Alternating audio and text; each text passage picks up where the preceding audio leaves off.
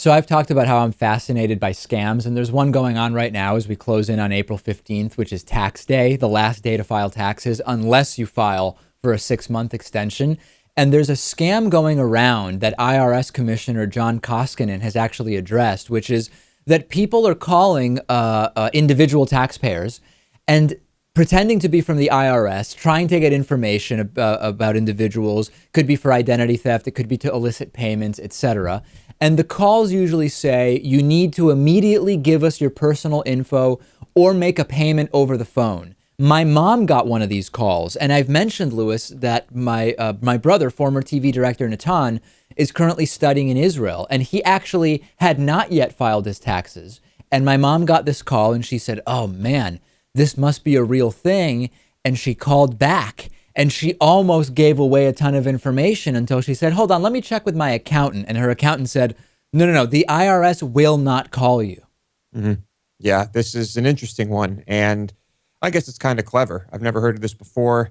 It's that time of the year, and I'm sure I'm sure some people have fallen victim to this. No question. And you just have to remember, the IRS will not call you. They will not email you. They will send a letter to your address on file. The one weird thing, and I'm wondering about this, is my mom got a call about my brother who had not yet filed his taxes in early April.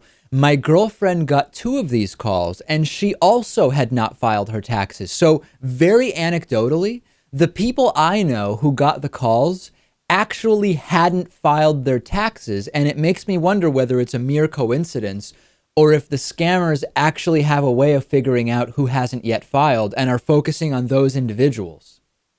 If I had to guess, I'd say it's just a coincidence, and they are probably making so many calls. They're getting people who have and have not paid their taxes. You haven't gotten anything like this? I don't think so. No messages, no strange numbers calling, not yet. I did get, shortly after filing my taxes in late February, early March, I believe it was, I got some emails saying there was a problem with my tax return. And again, because of the timing, because I had just filed, I did open the emails, immediately realized that the numbers were not in any way connected to the IRS, and I didn't fall for it. But just remember, the IRS will not call you. And the other thing in general, if you ever get a call from a number saying you need to call them to provide some information, I always say Google the number, because if this is really the number for Chase credit card services or whatever, that number is going to come up as connected to that business on their own website. And at the same time, by Googling the number, you may uncover that there's 20 people who have posted, hey, I got a call from this number. It's a scam. I think it's unfortunate that the majority of Americans have trained themselves to just assume anytime anything like this comes up in email or phone calls, that it's just a scam. Well, I'm worried that not enough people have. Like I said, my mom often calls me, and she's very close to like falling for a bank phishing email or something like that. So I'm worried that not enough people are skeptical.